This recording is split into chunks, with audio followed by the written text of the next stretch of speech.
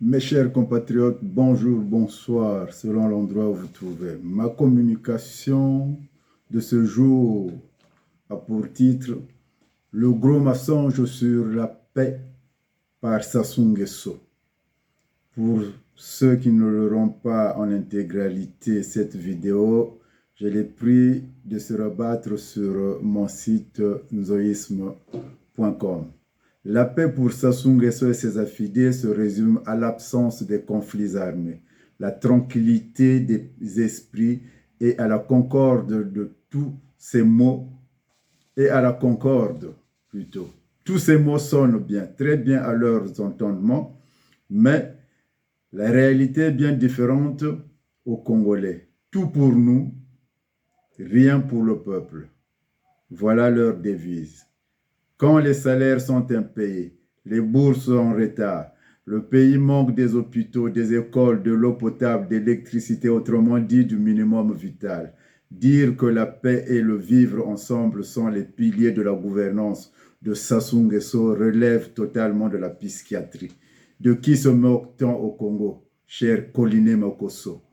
Pourquoi a-t-on peur de parler vrai devant cette crise dimensionnelle, Monsieur Koliné Mokosso? Diantre, comment peut-on confondre des slogans creux, lénifiant sur la paix, le vivre ensemble, contrairement à la vraie paix et le vivre ensemble, qui s'illustre sur des actions concrètes, dialogue, discussion, débat, démocratie, si ce n'est pas juste la langue de bois, Monsieur Léon Juste Ibombo.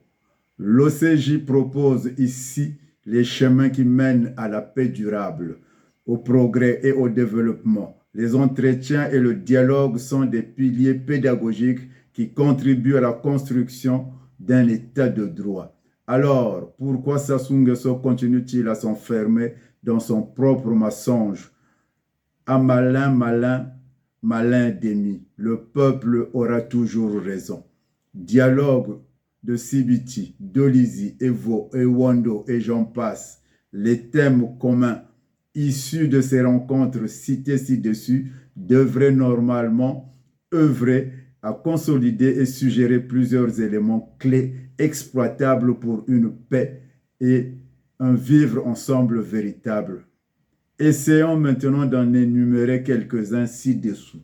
Transmission de sagesse en partageant la connaissance des valeurs et les histoires à travers l'éducation formelle, les médias, l'Internet, les musées, la narration des contes, sans oublier l'expertise de la diaspora.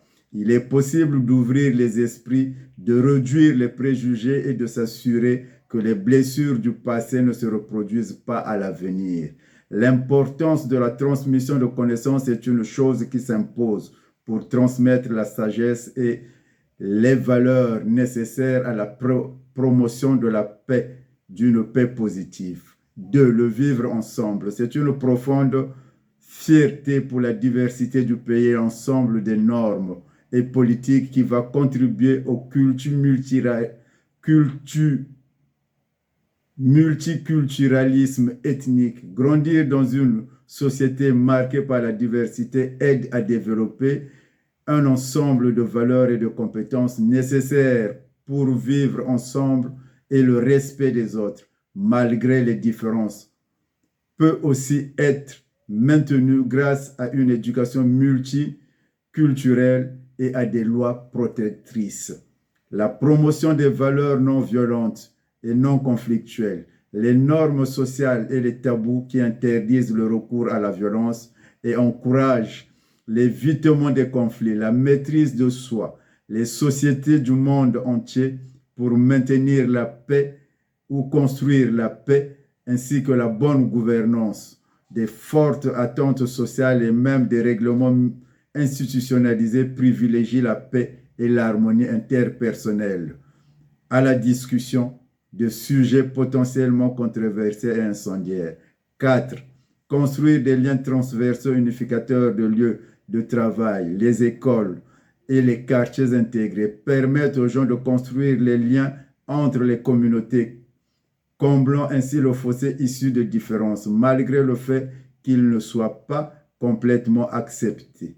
Les mariages mixtes, en particulier, contribuent à la paix.